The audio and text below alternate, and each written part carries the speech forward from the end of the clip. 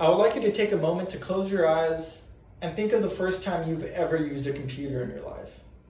Maybe it was to play some games with friends online, or possibly to watch some viral videos before they're even known as viral videos. I know it was some time ago, but the first time I ever used a computer was right after I convinced my uncle to make a MySpace page for me. I knew exactly what I wanted my page to look like and exactly what songs I wanted it to play when you clicked onto it. That summer, I stopped playing recreational sports and started trying to convince my parents that staying up all night at the computer would make itself useful someday. And I feel industries around us were thinking the same exact thing. For example, the fashion industry. The digitalization of fashion is changing the way that we wear clothing, the way we shop for clothing, and even the way we look at clothing today. Digital fashion is not tangible like this tie that I have on, but it is made up from pixels rather than fabric. First, I would like to share the origins of digital fashion. Then I would like to share where digital fashion has gone in the last 10 years. And lastly, I would like to close out with where digital fashion is headed in the future.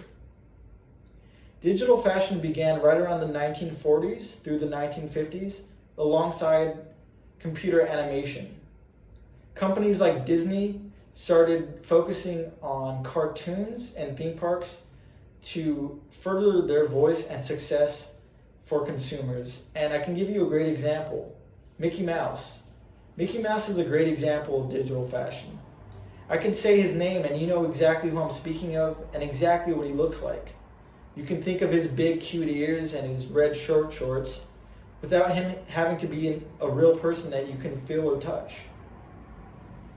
According to Forbes, Disney is a leader in the fashion industry, pulling in a staggering $5 million just from fashion merchandising and retail licensing as well.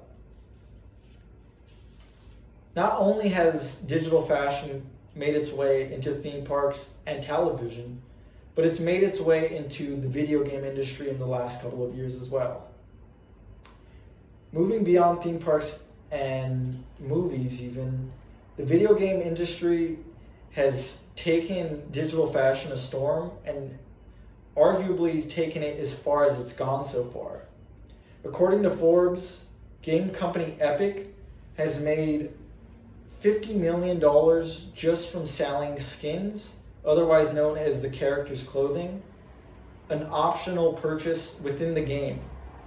For example, if you play the game Fortnite, you can personalize your own character to wear partnership fashion that they have inside of the game. To put it more simply, if Gucci had collaborated with Epic, you can buy Gucci clothes for your video game character. How amazing is that?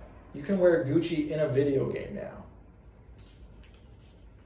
Now, the future of digital fashion is focused a bit more on the consumer given the last couple of years and where we have gone given the pandemic of COVID-19.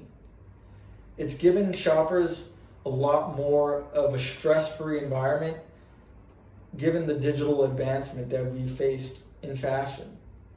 For example, the industry professionals had to adapt when COVID-19 made it to where you could not step foot in a mall given all of the regulations and health precautions that were needed at that time. That led to the focus on virtual dressing rooms. And virtual dressing rooms are a lot like the traditional dressing room, but better. You can wear much more try-ons than you would if you were to go into the store. There's no limits of 10 hangers, and you spend way less time in the store. According to Forbes, virtual dressing rooms, retailers offer more control for the consumer and make their shopping experience much more personal and much more likely to come to the store again. Now, the virtual conjoinment of fashion and virtual reality is something that is brand new and still very young in the eyes of industries around it. But it is one of the fastest growing, and it is coming whether you like new futuristic practices or you're complacent with the technological state that we are currently in. But no longer is the future around the corner, but is behind that screen.